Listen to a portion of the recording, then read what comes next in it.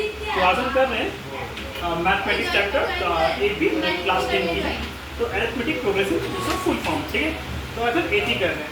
तो एपी करने से पहले सबसे पहले हम बेसिक जो फार्मूला है वो देख लेते हैं और फिर बेसिक कंसेप्ट क्लियर कर लेते हैं। मान लो सपोज कोई सीरीज दे रखा 1 है, 3 है, 5 है, 7 है, 9 है, डॉट डॉट डॉट डॉट, ठीक है। अब ये जो कंडीशन दे रखा ना, आई थिंक ये तुम्हें एप्टीट्यूड कोर्स में मिल जाता है ना। हम चेक करते हैं यहाँ पे ये जो गिवन सीरीज है ये एपी में है या नहीं, चेक कर लो। तो यहाँ पे जो फर्स्ट नंबर 1 गिवन है ना, तो 1 को हम क्या बोलते हैं, A1 से रिप्रेजेंट करते हैं, जस्ट हम रिप्रेजेंट करते हैं, ठीक है। A1 और सिंपल A भी लिख लेते हैं, ठीक।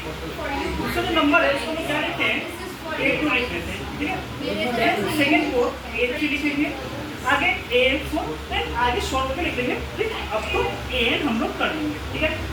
अब हमें चेक करना है कि जो गिवन सीरीज है एपी में है या नहीं। इसके लिए क्या चेक करें, कॉमन डिफरेंस। अब कॉमन डिफरेंस क्या होता है, तो कॉमन डिफरेंस होता है ना, ईच जो सक्सीडिंग और प्रीसीडिंग वैल्यू है ना उसके बीच का गैप सेम होना चाहिए, ठीक है। एग्जांपल, अब डी मींस यहाँ पे डी क्या है, कॉमन डिफरेंस है। डी मींस कॉमन डिफरेंस, ठीक है। डी इक्वल टू होता है A2 माइनस A1, ठीक है। और हम आगे इस तरह बहुत सारा डिफाइन कर सकते हैं, D equal to A3 minus A2 भी कर सकते हैं, और D इक्वल टू हम A4 माइनस A3 भी कर सकते हैं, ठीक है। लेकिन क्या सक्सीडिंग प्रीसीडिंग का सब्सीक्वेंट वैल्यू होना चाहिए, ठीक है ना। अब फर्स्ट केस हम डिफाइन करें A2 माइनस A1 करेंगे।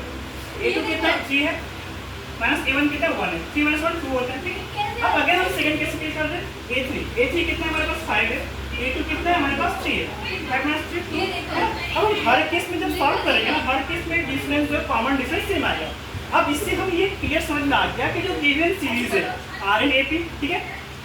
अब सपोज मान लो, अब यहाँ पे तो नंबर जो गिवन है ना, नंबर गिवन है यहाँ पे अप टू फर्स्ट पोजीशन में 1 देगा, सेकंड में 3, थर्ड में नंबर 5 देगा, फोर्थ में 7 देगा, फिफ्थ में 9 देगा। आगे बहुत कुछ नंबर आने वाला है। अब आगे कहाँ तक नंबर है हमें नहीं पता। अब मान लो हमें पूछ रखा कि फाइंड द 20th टर्म, ठीक है। अब मुझे इस सीरीज से क्वेश्चन पूछ रखा find the 20th term, means हमें ये बताना है, हमें ये पूछना चाह रहा है क्वेश्चन में कि जो 20th पोजीशन पे कौन सा नंबर आएगा, ठीक है। अब सपोज एग्जांपल, अब देखिए यहाँ पे नंबर 1 पोजीशन पे कौन सा नंबर है, 1 है ना। उसका हम पूछे नंबर 4th पोजीशन पे, मीन्स A4 पे कौन सा नंबर है, 7। उसी तरह हमें पूछ रखा A20 पे कौन सा नंबर आगे आएगा। तो ये इसको हम क्या 20 क्या एज्यूम करेंगे, 20 वेरिएबल पार्ट, ये वैरी करते जाएगा ना, तो हम इसको n एज्यूम कर लेंगे। अब मान लो सपोज an है ना, n से टर्म वाले पूछ रखा। अब फार्मूला क्या होता है, इससे इक्वल टू होता है a plus n minus 1 into d। ये हमें n टर्म फाइंड आउट करने का फार्मूला दे रखा है, क्या an equal to a plus n minus 1 into d दे रखा है, ठीक। a क्या हुआ है, a equal to first term, n equal to number of term, d क्या है हमारा कॉमन डिफरेंस है, ठीक है। अब देखो, अब हमें क्या पूछा था, A20 पूछ रखा, ठीक है। तो मैं a की जगह हमें कितना बता रखा है, 20 बता रखा, ठीक है। तो पुट करते हैं हम यहाँ पे, तो A20 इक्वल टू a कितना गिवन है यहाँ पे 1 है, ठीक है। 1 पुट कर लिया हमने, प्लस n माइनस 1, n कितना यहाँ पे 20 गिवन है, 20 माइनस 1 इनटू d कितना यहाँ पे d इक्वल यहाँ पे 2 गिवन है, ठीक है।